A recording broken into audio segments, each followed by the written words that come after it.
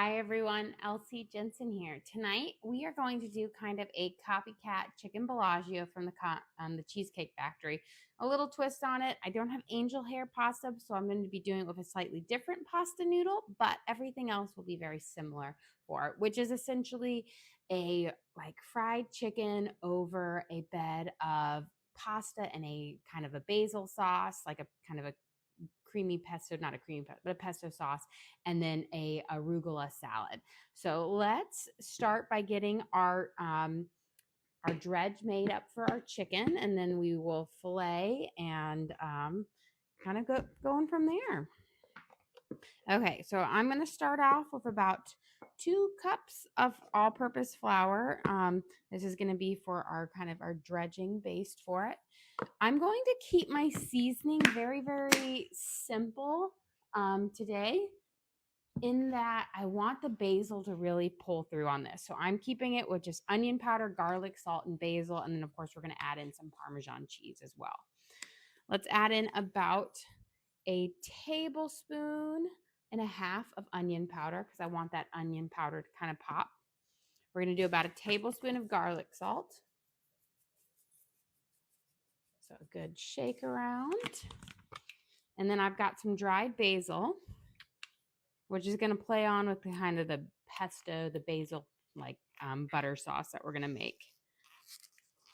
And I'm going to put in about 2 tablespoons of dried basil. So again, I really want that basil to really come through. And then we'll put in a smidge of black pepper, like a teaspoon. Okay. Let's drop our noodles in now that my water is nice and hot and boiling. So for the traditional, Bellagio, chicken Bellagio at the Cheesecake Factory, they use an angel hair noodle. I don't often buy angel hair, so I'm just going to use one of these. This is a Karasachi, which will be delicious regardless. I feel like this is a dish you can definitely change out the pasta on, and it's not going to make a big difference for it. But if you want to stay true to it, use angel hair. Okay, I'm going to give this a good little stir. And since we are going to be using some of this pasta water in our sauce, I'm going to add in some salt. So like just a good, pinch full of it, about a teaspoon or so. And give it one more stir. Here we go. And then let's get on with our chicken over here. So I'm going to mix my herbs and spices into my flour here. And this is our first base of our dredge. I'm going to also add in panko breadcrumbs and Parmesan cheese after we do our first coating of it. But I want to make sure that all those herbs get mixed in first.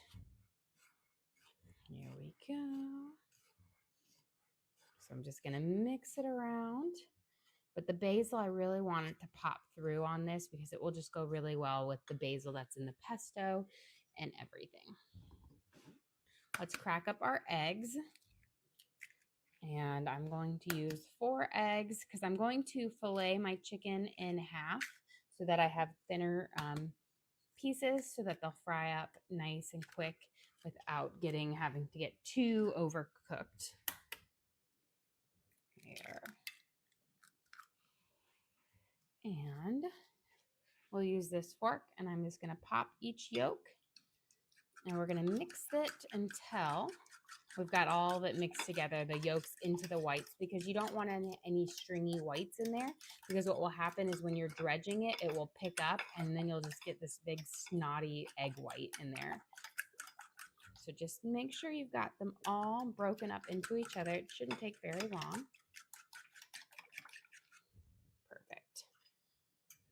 And now we're going to fillet our chicken in half to thin it out. But if you see any like white bits of fat, just cut those off because those are not going to crisp up when we fry it. And they will just give you a rubbery texture to our end product.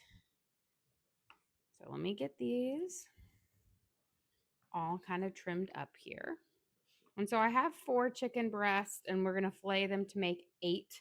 Now, the way that they do it at the Cheesecake Factory is they actually take it and they kind of fillet it, but they butterfly it to where it's one big, huge piece of chicken. But it's like so massive the way they have it on there. So I just like to actually fillet it all the way through. But at the Cheesecake Factory, they simply butterfly it so that it's like one giant piece. But for ease, because I find it's easier to fry it up, is if we just make them into smaller fillets. And that way they also feed more. So again, just kind of try to cut evenly through the thickest part of our chicken and cut against the grain. That way you'll end up with a more tender piece of chicken breast. And I'm going to cut off, there's again a good chunk of fat. So anytime you see the white, again, just cut it off. Here. And since these are, once I fillet them, they're pretty good size. I don't need to pound them down any thinner. But if you had a really, really thick cut of a chicken breast, you could always pound it down using a meat tenderizer to just thin it out a little bit more. Because if you leave it too thick, it won't cook all the way through before you burn the outside of your breading, because we want to cook it over like a medium heat around 350. And if you leave it really thick, you're just going to be cooking that outside for too long. Here we go. And looking good.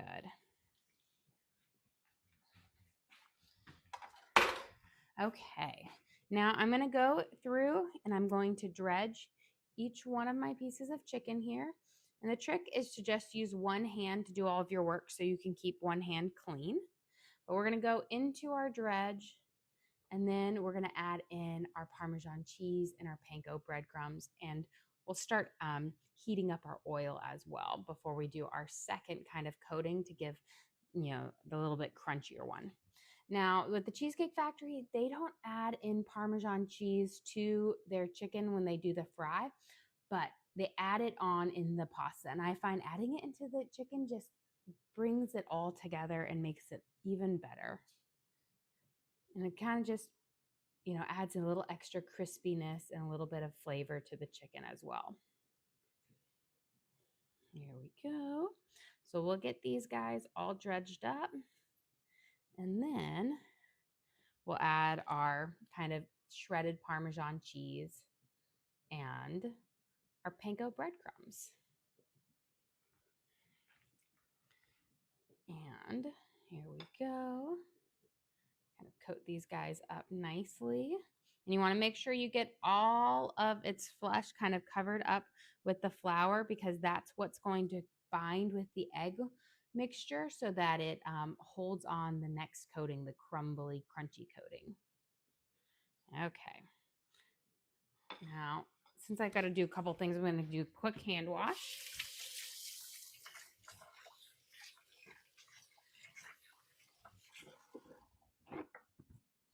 Here we go. And we're going to add in about 2/3 cup of panko breadcrumbs. I'm using seasoned ones, but you can also use plain, or you could use just plain breadcrumbs. It doesn't have to be panko. And then I'm going to add in also about 2/3 cup of shredded Parmesan cheese in here. That's going to give us a mixture. We have both the crunch from the panko, but the cheese will crisp up as we fry it and give it a crust as well. I'm going to put a good coating of olive oil in the pan. I just want a layer at the bottom of my pan. It doesn't need to submerge the chicken when we fry it. Just make sure we get that bottom edge. And I'm going to start heating it up on high. And then once it sizzles with a drop of water, I will turn it down to a medium, and that's what we will cook our chicken over. But let's mix in our panko and our Parmesan cheese. So we've got it all kind of coated up in the mixture here. Here we go. Perfect. And now we're going to kind of go back through. I'm going to try to lay these out a little bit more nicely so that I have an even surface when I come back. And now we're going to go through and we're going to dip them into our egg mixture here. And you see how that egg is coating and sticking onto the chicken? That's because of that flour. If you were to dip it just straight and miss the first dredging, your egg would just slide right off of your chicken breast and your breading wouldn't hold on. So it's really important to make sure you do that 2-step to your dredging to allow it all to hold on. And then what I do is I just kind of firmly push down on my chicken while it's in here to make sure it gets well coated. You have a question. Is the flour seasoned or plain flour? It is seasoned. So I seasoned it with onion powder, garlic salt, basil, and black pepper. So we've got a good amount of seasoning in there, and that's for the first base. And then after we did our first dredging of it, I then added in Parmesan cheese and panko breadcrumbs. So we'll get more flavor from the panko as well as the Parmesan cheese. But I'm trying to keep with the flavors of our pasta because we're going to be doing a kind of a basil butter sauce for it to mimic the Bellagio, the chicken Bellagio at Cheesecake Factory, which is one of my favorite dishes. Although I feel like I think I make it better and probably not as caloric. I once read how many calories were in there, like serving the chicken Bellagio, and I'm pretty sure that mine has a fraction of it because it was like the Cheesecake Factory serving was like almost 2,000 calories. But they use a lot of oil in theirs, in their pasta sauce, and I feel like you can actually make it taste better by switching out that oil for some melted butter, which will give it a richer flavor, but really still get that basil coated through. Let's get this all patted on here. And again, the reason why I try to do this with just one hand is if you look, you've got a breaded fingers, which keeping one hand clean frees you up in case you need to go and wash your hands or step away or turn something or add something. Do you have a question? Do you ever add butter to your oil? Not when I'm frying up, like when I'm doing fried foods like chicken or whatnot. Now, if I'm doing like a steak or something like that, I will, and I need to cook for, I'll do half butter, half oil to give it that nice butter crisp flavor to it, but allows me to cook it at a nice higher heat and longer without my butter solids burning as quickly. But when I'm doing just a fried dish like this, I do not, like with a breaded food, I don't add the butter into it because those, the milk solids and butter tend to burn easily, especially if they're exposed to higher heat for a longer period of time. And since we are going to be cooking it in about oil that's around 350 degrees, I just don't want it to burn. Let's see, our oil's getting there. I can always, before I test it, I can kind of feel like the radiant heat coming off of it. So again, I heat my oil up on high until it sizzles with a drop of water, and it needs to be an instant sizzle, not a delayed. And then once that's ready, then I'll turn it down to a medium to cook my food. Lisa said she made your chicken noodle soup today, and it was amazing. Oh, good. I'm glad. That is one of my like classic like favorites that people ask me for whenever they're sick or whenever one of my mom's friends is sick. She's like, "Oh, can you make me a batch of chicken noodle soup that I can bring over?" It's just so much. It's a great twist on like a classic. It's a way to make it nice and bougie and delicious and still homey. You know what I mean? So I'm glad you liked it. That's one of my favorites. Here we go. And I've got my last one, and looks like I had just the perfect amount of breading flour for all of this. So beautiful. So here we've got our chicken. I'm going to wash my hands up, and then we should be able to test our water and get that frying. Okay. So I'm going to bring over a little drop of water on my hand. And see, we've got a nice sizzle. So I'm going to turn it down to about a 4.5, not between a 4 and a 5. So right around a medium, a little bit low. You don't want to have it too high because if you cook your chicken too high, what will happen is you'll burn your outside before you've got the inside cooked all the way through. And then, you just won't get that good, delicious, crispy golden fried chicken. So this is our Parmesan fried chicken with our basil, onion powder, garlic salt, and then panko breadcrumbs. We're cooking it over our kind of our medium heat here.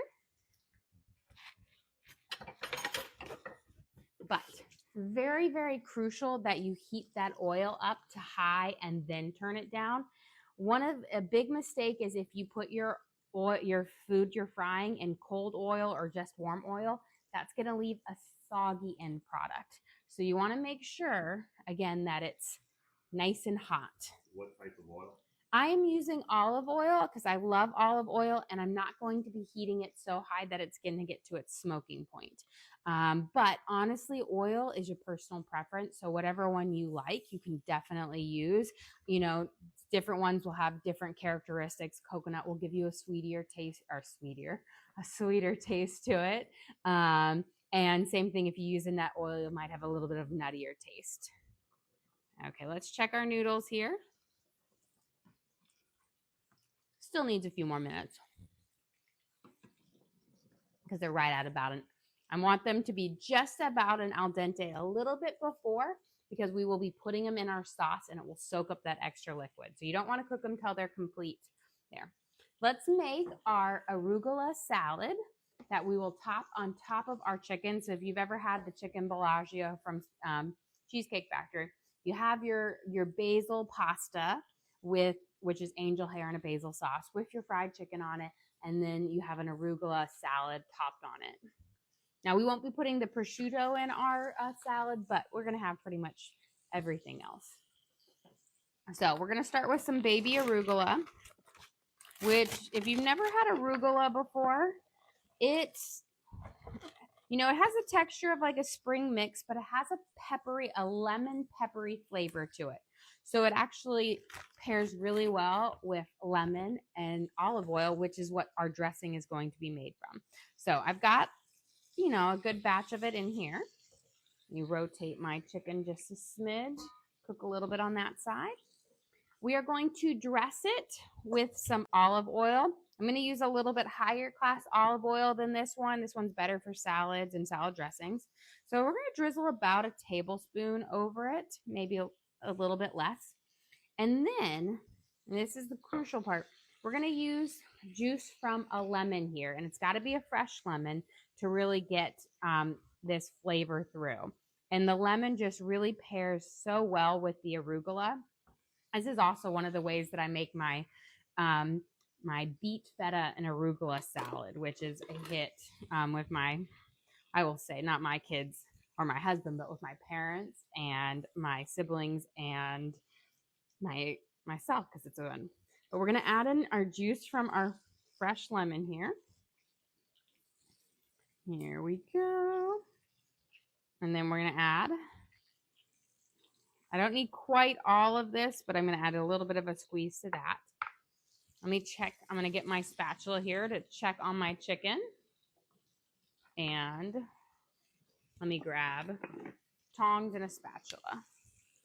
And we can see how this is cooking. Just a little bit longer. This one looks perfect. But look at that beautiful. Those darker brown parts are that cheese that is crisping up, which is going to be gorgeous. Now, I didn't add, gotta tickle my, I didn't add any paprika in it. So this is going to be a slightly blonder fry than some of my normal frying, where I have paprika added in it, which gives you a more orangish, like an amber colored fry to it. Okay, we've got those right there.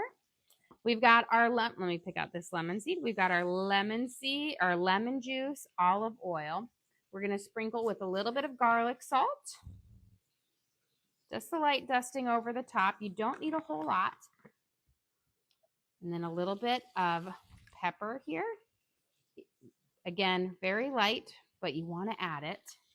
And then I'm going to add in some shaved Parmesan cheese, and then we will also add some more on top of our pasta when we're ready. But they use shaved Parmesan in their arugula salad. So we're going to add our sheets of our shaved in here. Here we go. And then I'm going to get some tongs, and we're going to toss it up to kind of coat that flavor. And then we're going to check on our noodles because those should be just about ready. You have a question. How do you get so good at cooking? Years of practice. I started actually cooking family meals for my family growing up when I was 13 years old. And I just eventually took over to doing all of them by the time I was in high school. I really just have a passion for cooking. I really enjoy the exploratory parts of it and just the different flavors and making new things. I feel like it's my love language. I love to cook for people. So just years of practice. I am definitely a much better cook than I was when I was a kid. And you know, if I can't make something right the first time, I'll make it a bunch of times until I get it perfect. And I feel like also having a good palate helps. And it's funny because, you know, I always just thought a palate is a learned thing. But my 13-year-old son has like an amazing palate. Like he can pick up on like different spices and notes and things that I can't even sometimes pick up. So it's like he'll get it out. Like we were eating this specialty chocolate and he was like, "Oh, I taste like hints of citrus." And I'm like, "I didn't even get this." And sure enough, there was some orange citrus in it and it just surprised me. I reserved some of my starchy pasta water that we're going to add into our sauce. I grabbed 1.5 cups, but I'm not necessarily going to use it all, but I want to make sure I have it. Okay. Let me get my strainer out. We'll pop this over. And my noodles should be nice and cooked, so I'm going to move this over.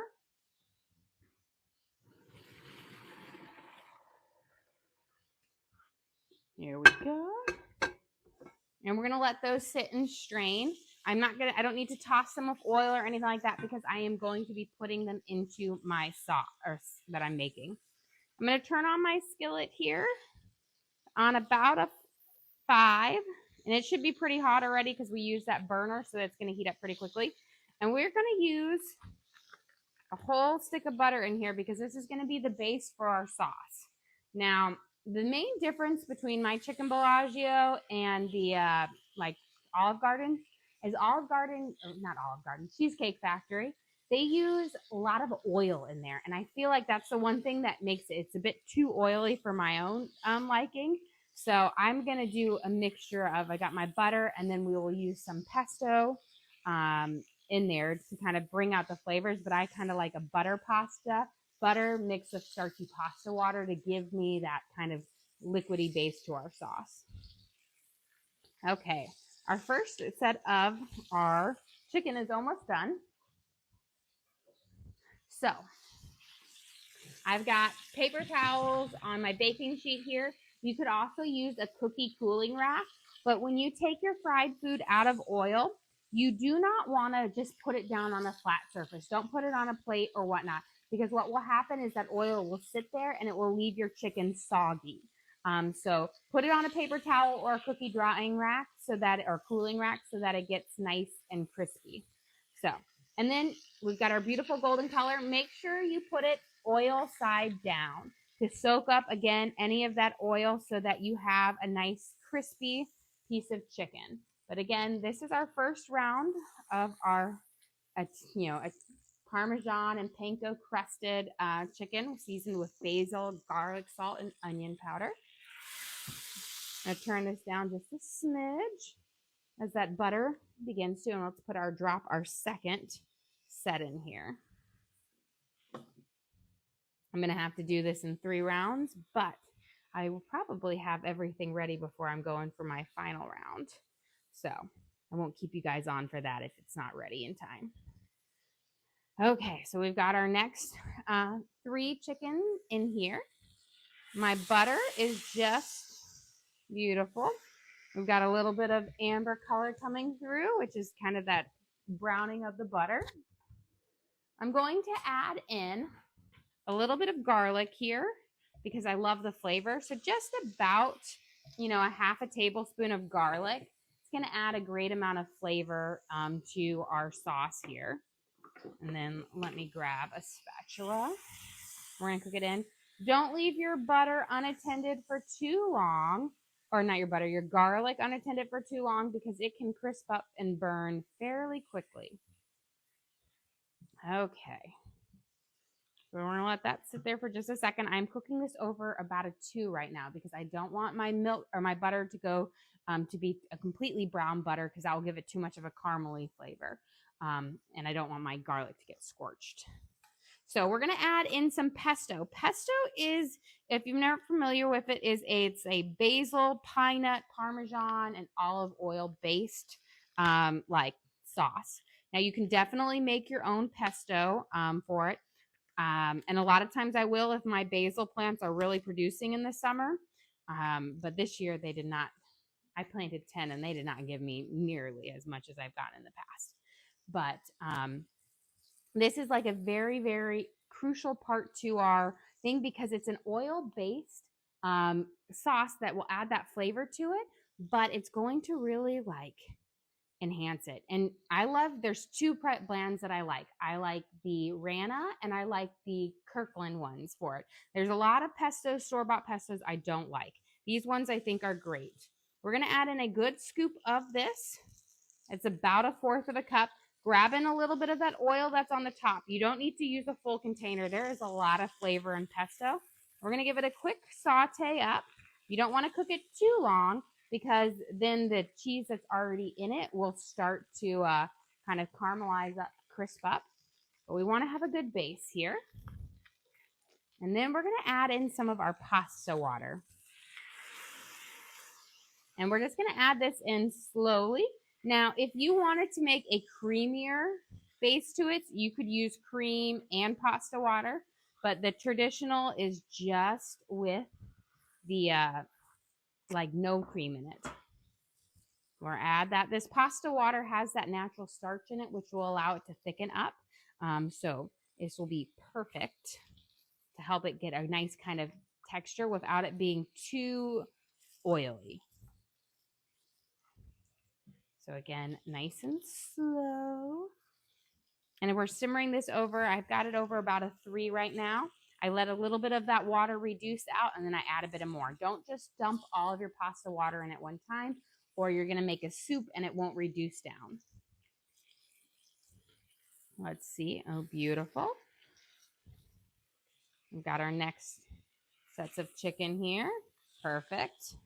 I'm going to rotate it. And again, the more darker colors that you see in here, that is the cheese crisping up. When cheese cooks, it gets a nice kind of like an amber brown color. Okay. Let's add a little bit of our stocky water here, or our starchy water.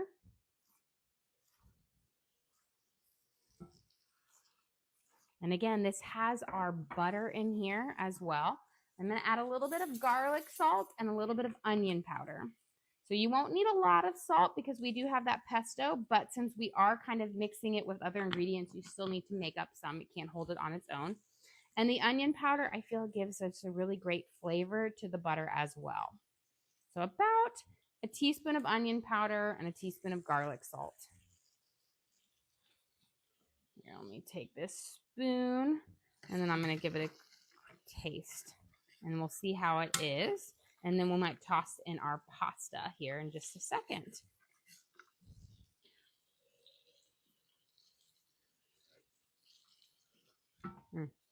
Perfect. Okay. Nice and low. Again, not too hot. We cooked our noodles to about I will say a smidge before al dente because we're going to be tossing them in this liquid here.